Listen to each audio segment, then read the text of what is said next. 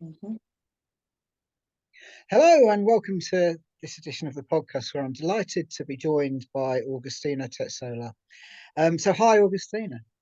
Hello, thank you for having me. Oh, you're very welcome. You're very welcome. I've been looking forward to talking to you on this one, really.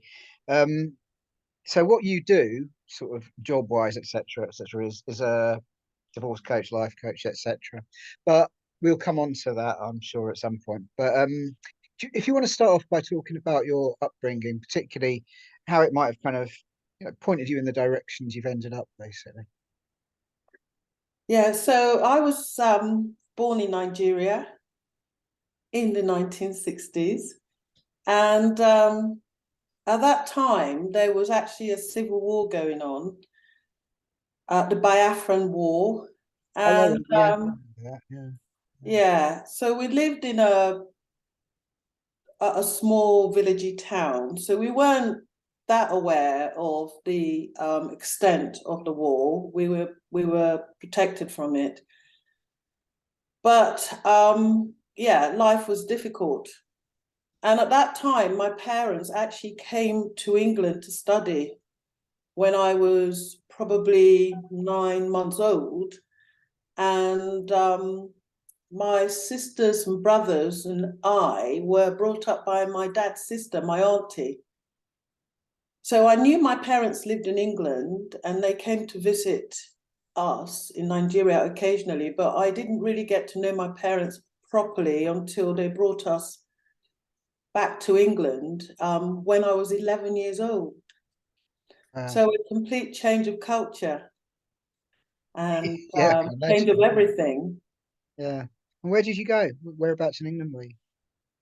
We went to live in Watford in Hertfordshire. That's where my parents lived. And yeah, that's where I was brought up from the age of 16. And I went to a comprehensive girls' school in Watford called Westfield Girls' School. This was in 1974, so quite a few centuries ago. That George Michael would have been around Watford at that time, wouldn't he? You got me. I actually went to Cassio College, which is now called West Herts College. And when I was studying A-level sociology in the early 80s, Michael Ridgely was in my A-level class. Mad. You didn't know that? Oh, no, I had no idea. No, no. I knew George Michael was from Watford because I used to grow up with a girl who lived in Watford, but no, I didn't know that at all. Wow. Okay. So it must have been a real weird feeling to sort of to come from Nigeria to England with, I mean, the weather would be different for a start, wouldn't it?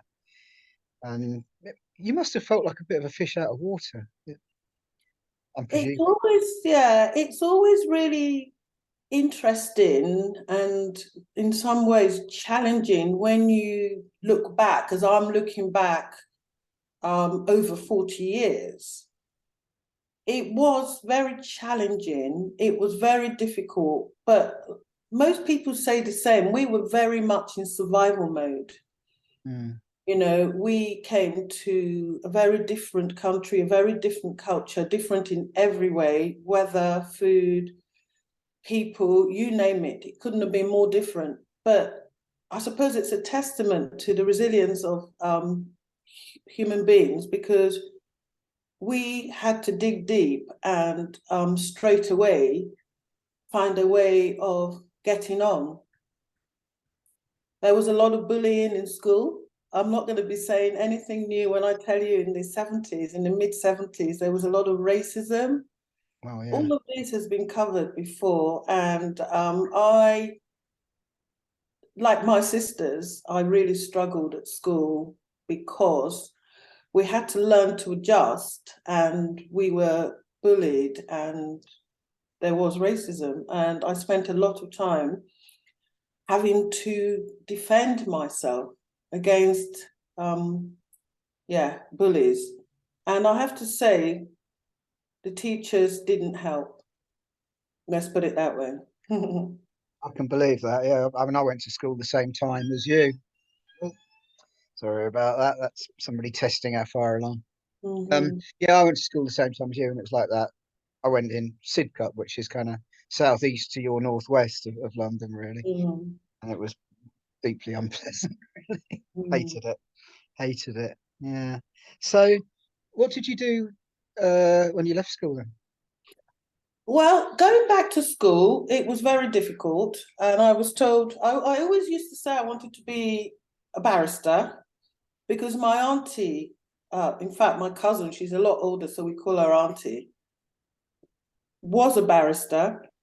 And I grew up with a picture of her with her wig and gown in our parlor, a lounge in Nigeria. So I had her as an inspiration. It was her mother that brought me up. So I had her as an inspiration and role model. And we were, yeah, at that time you had to be a lawyer, a pharmacist, a doctor, an engineer, or, you know, in an accountant in the professions. Otherwise, you were not regarded as a success.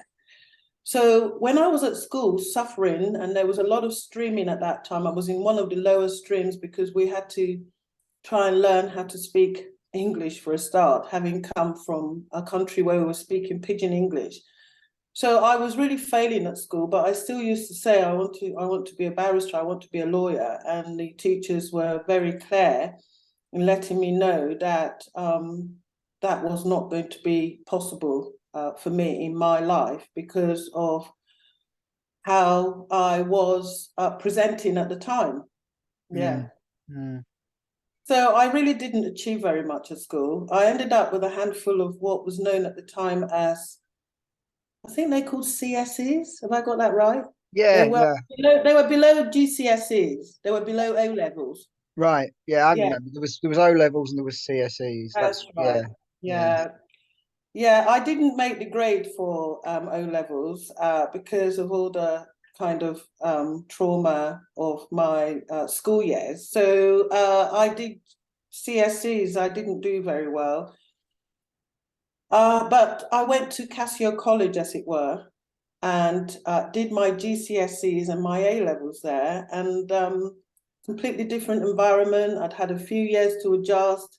I just remember that the teachers there were fantastic compared to my school, and they could see that, yeah, I was intelligent, and I got support, and I started to believe in myself, and I did extremely well. And yeah, I did. I had really good A levels. I think I got an A in sociology. That's mad. That's exactly the same experience I had. Appalling school with appalling teachers, followed Mm, by a further education college that couldn't have been more different and was one of the best years of my life, quite frankly. Yeah, mm, yeah, that's really cool. So the whole time you're kind of focused on being a barrister. Yeah, the whole time. Yeah, that was my dream. yeah. So I presume you went to university then, did you? Um, this is interesting. So I did three A levels. I did really well in my politics and my sociology. I just want to be really upfront that I did law A level and I actually got a D. Yes. Okay. So that must have been a bit of a dent in your ambitions at the It time. was. So I just so much wanted to study law to get an A in sociology, a B in politics, and a D in law. It was a shocker, really. But yeah, I just carried on and I went to do law at Sussex University, no, Essex University. I live in Sussex now, but I went to study law at Essex University in Colchester. I've been there, yeah, yeah. Yeah, For gigs, not for learning, but yeah. lovely university, really Mm, brilliant. mm. Had an amazing time there. And I presume you did quite well there because you did end up being a barrister, didn't you? Yeah, Yeah. if I may say so, I did. I loved it.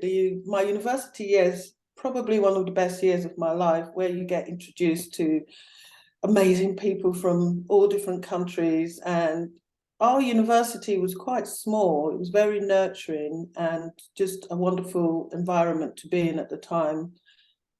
Great education about the world. I think we were quite there were a lot of campaigners and activists, and it was the 80s when there was lots going on with apartheid and the campaigns against that. And I have something really interesting to tell you about my university life. When I was at university, John Bercow was at university with me at the same time. So he was very pro not having sanctions. He was very much on the other, very right wing at the time. And we were very pro having sanctions against South Africa. So we had lots of dealings with John Bercow. That's interesting because he's mellowed over the years, then, hasn't he? I suppose Considerably. Yeah, yeah. There was a lot of that in the 80s. There was a lot of Tories with like Hang Mandela t-shirts and stuff like this, wasn't there? Calling him a terrorist and so on. I remember that. Yeah, yeah. There was also another amazing guy called Dutton Adebayo. He works as a journalist for the BBC. I think he's still working for 5 Live. So he was at university with me as well, and was always very involved with the student union. I think he was president of the student union at one stage, and he's gone on to do very well in broadcasting. That's a familiar name, actually. Yeah. Yeah. So were you politicised at university, would you say? Very much so. But I was still learning. I was still really learning about the culture, the politics. And I think, like most people, when you go to university, you're exposed to lots of different types of people that you wouldn't normally meet. So it was just a lovely time for learning about everything and just being with amazing people from all over the world, and just allowing yourself to be to develop your own personality and develop your interests. Yeah. I know very little about the world of barristers, but from what I've seen on telly, that's a terrible place to source things, but from what I've seen on telly with programs like Silk and so on, it seems really quite difficult to get into. It's not just kind of like, you do well in your university degree and then you get a job. What's the process? Well, the process has changed since I was at university considerably in the 1980s. So the process at that time was really, it was difficult, but it was a lot easier than the process now for a number of reasons. I mean, when we went to university, we got grants for a start. So financially, it was not as challenging as it really is now for the aspiring lawyers. So the process, I did a straightforward law degree, did really well. I had a 2-1, and I went to the Council of Legal Education, as it were, at the time. And that's where barristers, if you wanted to be a barrister, you would go there to do 1 year. That's where I went. And then after that 1 year, which is vocational, where you start to learn the skills of advocacy and really hone your knowledge and the skills of the legal process. And you had to belong to an inn. Now, this you might find interesting. So there are 4 inns: Gray's Inn, Middle Temple, Inner Temple, and Lincoln's Inn. And I was a member of Lincoln's Inn. I think Mrs. Thatcher may have been a member of Lincoln's Inn. And yeah, being a member of this inn, being a member of one of the inns was crucial to qualifying as a barrister. And you had to have 24 dinners before you could qualify. Dinners, yeah. So you have these dinners in the inns, and you're dressed in. I'm going off a little bit now, but the idea of these dinners, really, the students would sit with qualified barristers and with other people who are senior within the legal profession, and maybe even with their teachers. And the idea of the dinners was to learn even more about the legal profession. How shall I put it? It's an institution. It's an old institution, and there are lots of rules, and there's lots of rituals. There's lots of ceremonies, and so on. So that would be passed on during the process of having these dinners, because you would be talking to other people within the profession as well as other students.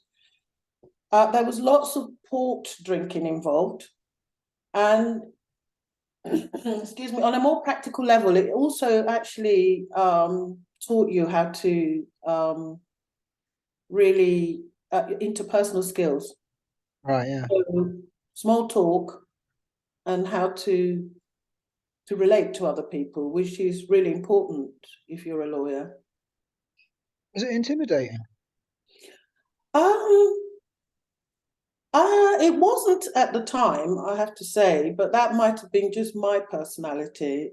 The way it was set up was, yeah, it was just part of training to be a barrister. You couldn't qualify as a barrister unless you'd had your 24 dinners. So Sounds so bizarre. you look so surprised. So I don't know whether it's still 24 dinners now. I know it's changed a lot. So then you have to go and do pupillage for a year, which is like an apprenticeship. And then after that, you can go into chambers, or you can go into work in the public sector as an employed lawyer. You can work in the courts. I started my career actually as a court clerk. Right. At Crawley Magistrates Court. Oh, really? Yeah. That's how I ended up in Sussex. Oh, okay, cool. Yeah. So Yeah.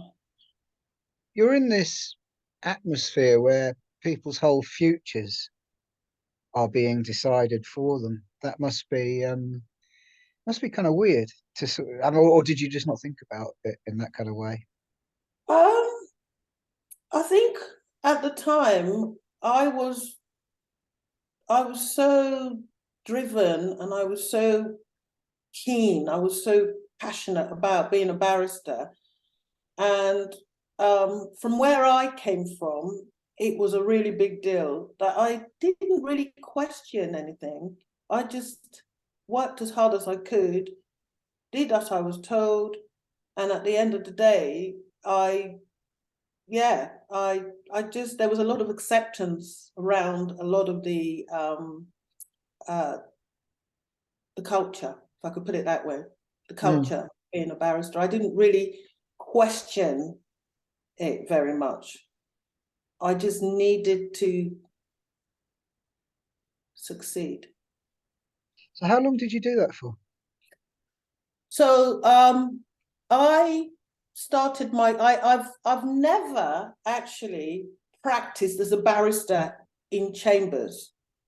So your ideal traditional barrister would work from chambers.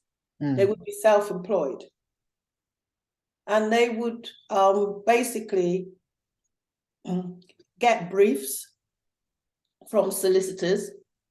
They would work from their chambers and then go out into whichever court they've been asked to go to and present their case as an advocate.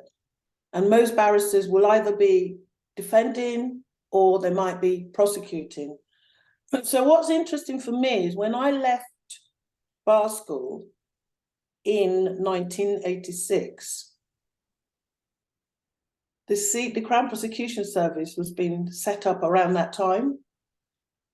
So I worked as a court clerk for a couple of years, and in the late 80s, I joined the Crown Prosecution Service as a Crown Prosecutor.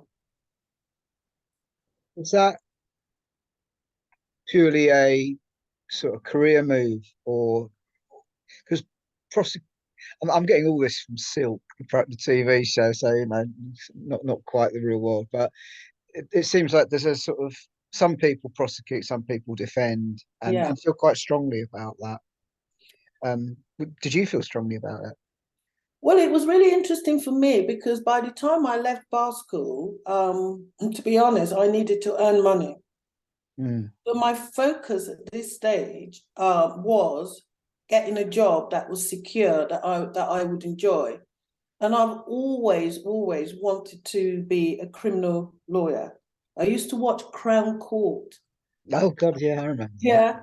And I remember my dream was to be a court clerk because from watching Crown Court, I just loved and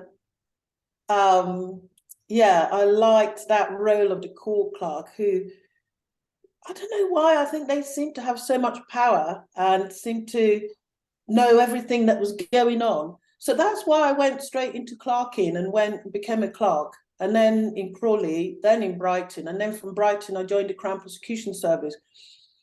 I didn't have any problems at all being a Crown prosecutor because at that time, many people expected, because of all the injustices, particularly for people of colour. I mean, we're going through a period now where there were lots and lots of serious cases of miscarriages of justice and lots of prejudice in the criminal justice system was not really seen as being fair towards people of colour. And so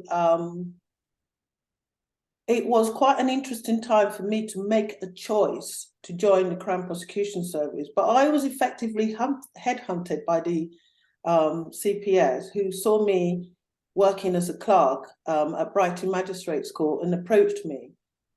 And I felt that I could make perhaps an even bigger impact as a prosecutor than as a defence barrister. Mm. I had lots of questions about this. How can you, because we're working with the police, we're presenting the case for the Crown, we're prosecutors, but we also had, we could use our professional judgment. So if you reviewed a case and felt that the evidence wasn't sufficient, then we had the ability to discontinue the case. So I felt that was quite a good place to be, and a good place to be using my professional skills to ensure that justice was being done. And if I was a defence barrister, I would be responding to a case that has already, that's been brought by the Crown Prosecution Service. That's fine too, you can make a huge difference there too, but as a prosecutor, you can stop a case that shouldn't go any further from even getting to court. And I think people struggle to understand that. Mm. Yeah, I've seen that on the bill. Yeah, another TV reference. Yeah, cool. Okay, so you must have been. I've got this kind of vision that you would just be like completely surrounded by high drama all the time in that kind of situation. Is that? It must have been quite a buzz, I would think. I think my personality was very suited to it. An extrovert, I'm a Leo, and I've always wanted to be a barrister. And, you know, I love a good debate. I like communicating. I like winning. I like fighting for justice and truth. I loved it. You know, Mm. Brighton Magistrates Court, yeah, Edward Street was I where I remember it. spent Yeah. most of my career. And people often say, "Oh, don't you, don't you get nervous when you're in court?" But when you're trained the way that we were, you are more comfortable in the court environment than you might be outside of it because you're trained. Yeah. Yeah. So I guess the next obvious sort of question, really, in that respect, is why did you stop? Well, I stopped. I actually took a voluntary redundancy in 2013. So at that stage, I'd done over 21, 22 years. And yeah, the job had become a very different job to the job I started doing in 1988. Inevitably, you know, we were civil servants, and over time there had been lots of changes and lots of guidance about how we were to prosecute. So, you know, in the early days, we had files, and some people used to joke and say you could have prosecuted from the back of a cigarette packet, to the point where I took the redundancy when everything was being digitized. So a lot of paper, we were going paper free, and most people were prosecuting from their laptops, just as an example. And I know that's happened in lots of organizations, but they were huge changes. Over the years, the CPS has become more and more regulated, where we were being given really, really clear guidance about how we were to deal with cases in particular situations. So yeah, lots of changes. And some of the changes were fantastic and some not so fantastic. But towards the end, I didn't really feel that I was able to use my professional judgment in the way that I would have wanted to. And I had two young girls. I was a single mother. My girls were just becoming teenagers, and I just felt, you know, there had been too many changes, and it was time to leave and start something else. And I'd already had a fantastic, very enjoyable, very fulfilling career, and it was time to make room for you know, new lawyers. Right. So what did you do? I started actually just really enjoying life and taking lots of holidays, just like I do now, for a little while. And then I did some voluntary work, which I really enjoyed. And then, yeah, a few of my friends who were in their 40s, early 50s, were finding themselves really very, very upset, and were devastated because their marriages were breaking down. And lots of people were coming and asking me, "You're a lawyer, can you help me?" And I said, "Well, I was a criminal lawyer, but I can try and support you." And I found myself being drawn to support people who were experiencing these devastating, confusing relationship breakups. And they were going through the most shocking levels of grief that was really, yeah, upsetting for me to witness. Mm. So I started supporting them emotionally to get through the roller coaster of emotions. And then I went to see their lawyers with them. And then through time, I actually found I was quite good at supporting people through divorce and separation. And it was something that made such a huge difference to their lives, having their hands held, having that support at a time when they felt actually that their life was over. So I then trained to become a divorce coach and qualified as an accredited Sarah Davison divorce coach and relationship coach and breakup recovery coach. What does So it?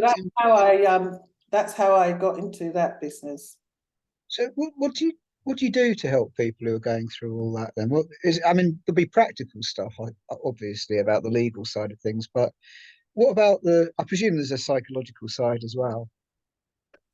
There really is. The thing that really got me very interested in this was just how profoundly bewildering and devastated people were when their significant relationships ended. And so I was able to support them through the emotional side of things. A lot of the emotions that people experience is actually grief, and there is statistics to show that the breakup of a marriage or a significant relationship, people experience grief, and it's the second most stressful event of people's life. The first most stressful and painful being a death. Mm. So I support them through, I hold their hands and support them through that process of grief, confusion, devastation, bewilderment, and just not really feeling that life is what they hoped for. People often feel that they've lost their past, their present, and their future. It's a very devastating, bewildering time. Yeah. So I've got lots of tools and strategies and NLP, neuro-linguistic programming tools that I use to support people. And in fact, what I came to realize as the years went on was that there was a really significant level of trauma being experienced by people who were going through breakup. And so I needed to understand trauma and how trauma affects people.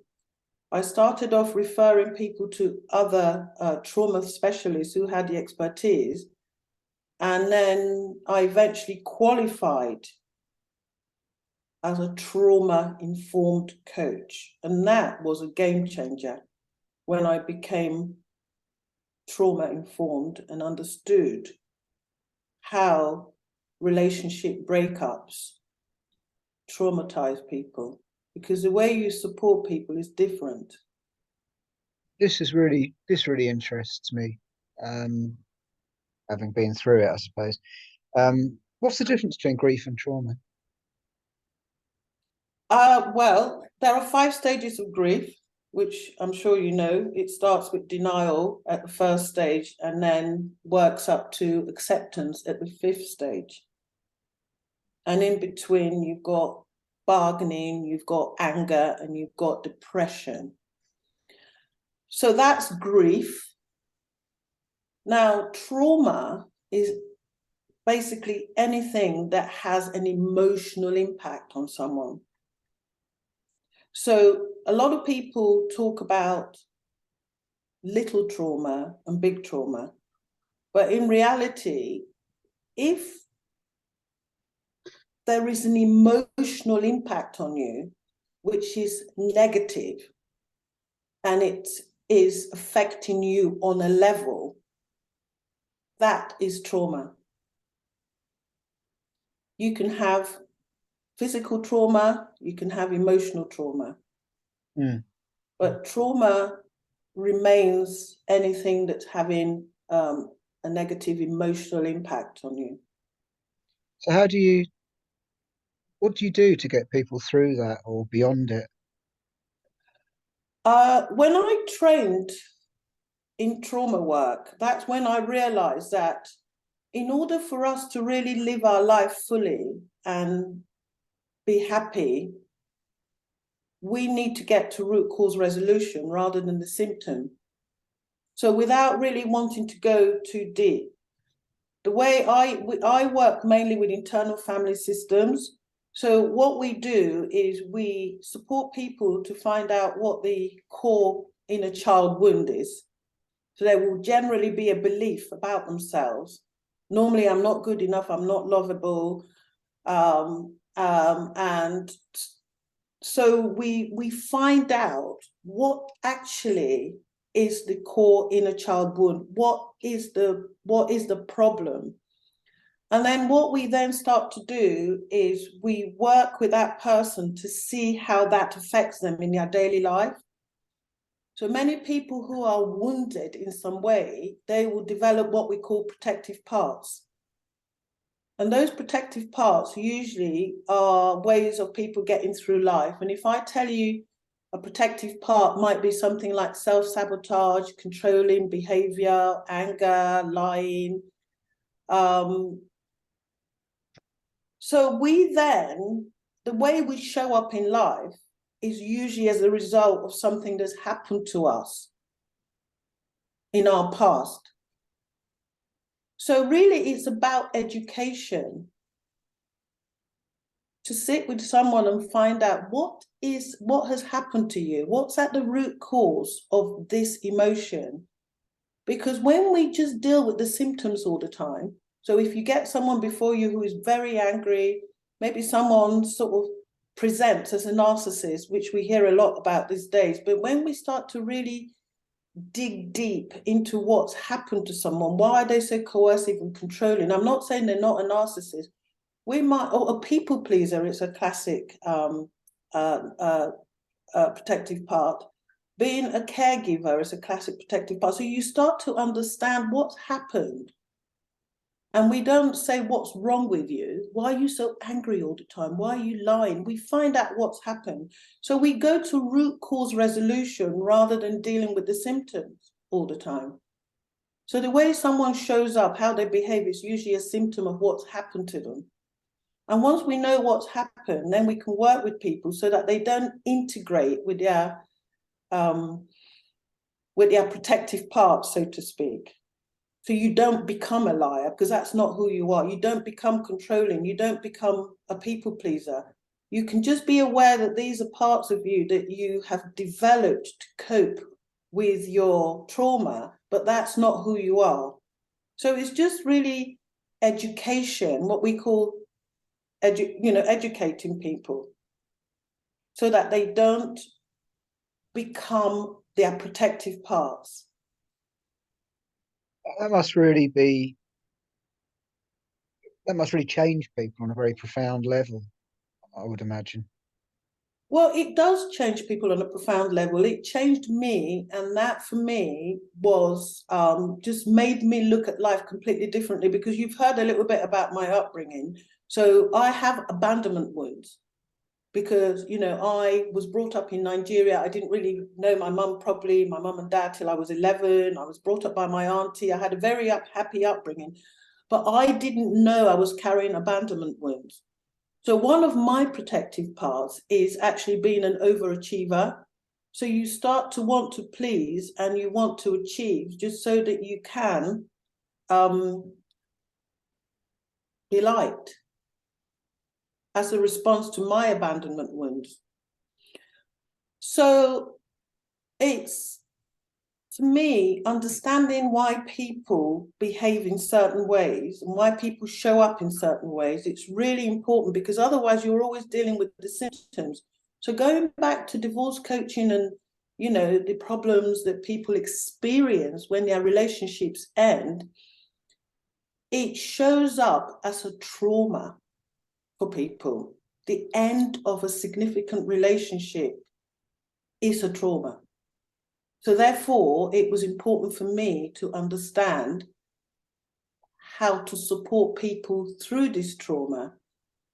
And then that takes you into, people's background, if they're willing to talk about it.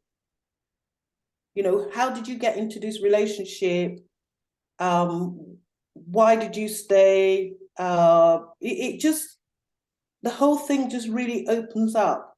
People start to really understand themselves, and they start to understand the relationship a lot more and have a different perspective on things once they understand who they are and who their partners were and why things didn't work out. So it's all about awareness, knowledge, and understanding. And at the end, people tend to be a lot happier because they come away understanding, and they are not so bitter and angry with the person who presented as the ex-partner, who presented as very wicked and really bitter and vindictive.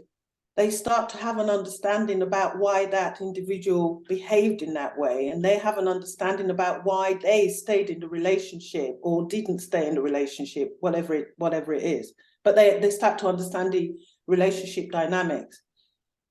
And codependency is a really big one when people have got trauma, and you have a thing called trauma bonding. So a lot of the work that I do when I work with people's trauma is just getting them to understand themselves and their relationships and how they've got there, so that they can have better lives and make better choices in the future. It sounds like it'd be a very emotional thing for you, um, to be able to help people on that level, with that level of profundity. Is that's the word? Yeah, it is emotional, but it's also really important and significant for me, because I think it's important that we understand ourselves. And when I always say, when you look at life through trauma-informed lens, everything changes. This is really important, because there are so many people who are carrying some trauma, but they're not aware of it. And if we can shine a light and have that awareness, it's a game changer. So if someone shows up in a particular way that might be triggering or you don't understand, I think Oprah Winfrey's written a book on this called What Happened to You? So instead of us saying, oh, you know, this person was this person was that, if we start to really understand that people show up usually as a result of their upbringing or the things that have happened to them, then we can be a lot more compassionate and understanding. So we wouldn't necessarily be judging people. What we would try and do is be compassionate and understanding, so we get the judgment, the shame, and all of those negative emotions out of the way that we perceive people, and start to see people from a different perspective. And I'm not saying that people haven't been abused and that there isn't abuse out there, but I'm just saying that if we're going to recover, we need to have the understanding about why people do what they do. Yeah, yeah. It's everything you're saying makes me think of it in similar terms to stress, in the sense that um it's a sort of invisible problem, isn't it? I suppose it's not even talked about particularly. I mean, people, I think stress, people are a lot more aware now that stress is like incredibly damaging, but you don't hear much about trauma, and I think that's really interesting. I mean, I think I've definitely had a couple of seriously traumatic incidents in my life that I've never dealt with, but I've been carrying ever since. And well, I think I know I have. And yeah, so when people want help in these situations, what do they do? Well, most of my work is referral. I've got a website, so people will contact me, and I offer a free discovery call, and I tell them how I work, what I do, and I'm really cognizant of the fact that a lot of people can't afford lawyers. Legal aid has been cut through the bone for family law related matters going through the courts. So I navigate people through the legal process. I'm really careful not to give legal advice, because I'm not actually, I don't have a practicing certificate. I gave that up. But I am an ex-lawyer, and I do have an understanding of how the legal process works. And I navigate them through the legal process. And I work with a number of really experienced, good family lawyers. I work closely with them so that I can focus on the emotional side of things with my clients, help them with their emotional recovery. But at the same time, I make sure that my clients are not going to their lawyers who are not cheap, telling their story. They can tell me that story, and I can then support them in I can support them to really focus and get clarity and narrow down the relevant issues that they need to take to their lawyers. And that's how I save them money. So we can strategize very early on. Yeah. And I have to say, the divorce law changed on the 6th of April. This year, a lot of people have heard about no-fault divorce. So that's made a significant difference to what was a very adversarial and blame-laden divorce law in this country. And I think things are actually a lot better now that people don't have to blame exes for what's gone wrong. All they have to do is say that the marriage has broken down irretrievably. That's the only ground for divorce now. I mean, that was always the only ground for divorce, but then you had to substantiate that with either 2 years separation or adultery or unreasonable behavior, but all of that's been swept away. Okay.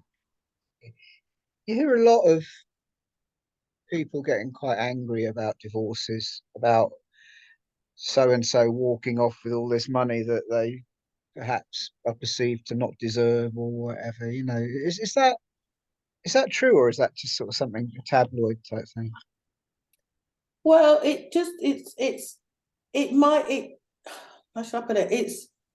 It might or might not be true for the individual. So I think the divorce law has changed over time, and the perception is that for the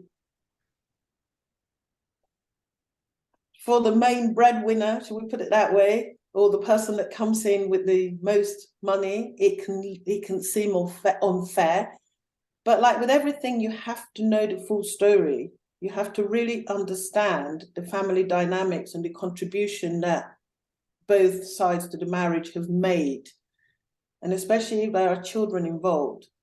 So I think sometimes the way that cases are reported in the press and sensationalized is probably not really accurate, but that's the case for most things. Yeah. I think when people are going through divorce and separation, it's such a devastating, difficult, confusing time, and the whole range of emotions. That's why we say it's an emotional roller coaster. For some people, it's a matter of, it's like an existential crisis. It feels like they are losing everything. That's why I said people feel like they've lost their past, their present, and their future. The emotions are very intense. And so sometimes people can take up a position from that place of anger, confusion, and bewilderment.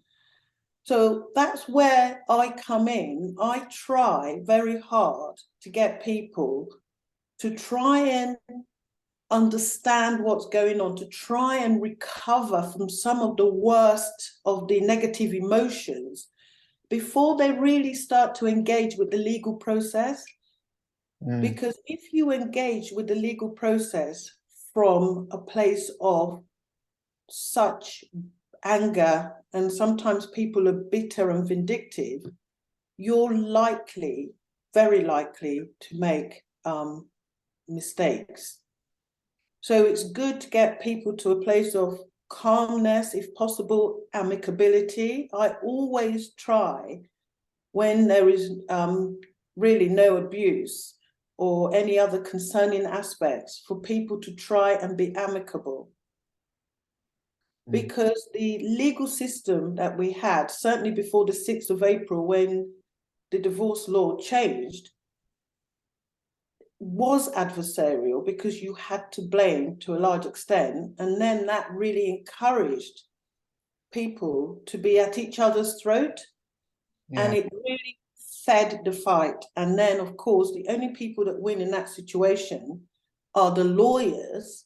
And where there are children involved, it's really not good for the welfare of the children, and actually not good for the warring parties. Nobody needs that level of stress. Nobody needs that level of anger and bitterness and war. People are much better off if they can find a way of moving through this amicably. And that's really what I encourage, that conscious uncoupling, as Gwyneth Paltrow called it. Is it mainly women that you coach, or only women that you coach? Over 90% of my work is with women, but I have had some male clients, and for the men, the experience has been hugely transformational to have that support, because women tend to have a bigger support network, and I shouldn't generalize, but kind No, of more I know what you're saying. yeah, talk about their emotions and feelings and what's going on, and men sometimes don't have the support network. So when they come to me, they experience huge transformation. Yes, I can imagine. Yeah. So, do you want to tell people what your website is? Uh, They want to get in touch. yeah, well, my brand is I have the Life Angel brand. So my website is Life Angel Divorce Coaching. I'm not sure I've got all the, you might have to run it through a bit for me, Hold on a because I minute. haven't got it to hand. Let me do a quick Google. Lifeangelcoaching.com. Yes. Yeah, that's me. So you can find me there. I'm on LinkedIn as well. And yes, I'm really passionate about people getting through their separation and divorces with as little pain and grief as possible. It doesn't need to be that way anymore. Brilliant. Not good for our health or our kids. No, absolutely, absolutely. Well, I'm gonna finish the interview here. I think it's a good note on which to finish it. I'll keep talking to you after I've stopped the recording, but for now, I'd just like to say thanks ever so much, Augustina. That's been fascinating and quite. There's a lot of food for thought, in what you were saying about the trauma stuff. I think that's really interesting. I think a lot of people might get something really valuable out of that. I hope they do. Yeah. So thank you so much for your time. Thank you for having me. It's been a joy.